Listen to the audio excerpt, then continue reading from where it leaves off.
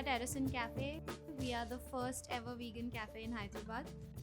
We started in 2015 and we are one of the first vegan eateries in all of India also.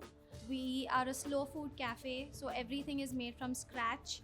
Nothing is pre-made and pre-done. We make our cheese in-house, we make the curd in-house. All of our fermented beverages like the kombucha, the rice beer, etc., everything is made in-house. We have a smoked tofu pizza.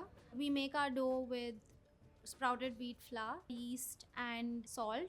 We knead the dough and then keep it aside for a bit, and then we make the pizza base on an oiled butter paper. As I said, we make our cashew cheese in-house, and we also make our the sauces in-house, the tomato sauce in-house. We lather it with the tomato sauce and then the cashew cheese, we mix it all up.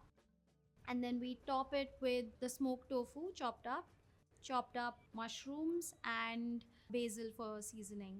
We also grate over some vegan mozzarella cheese before we put it into the oven.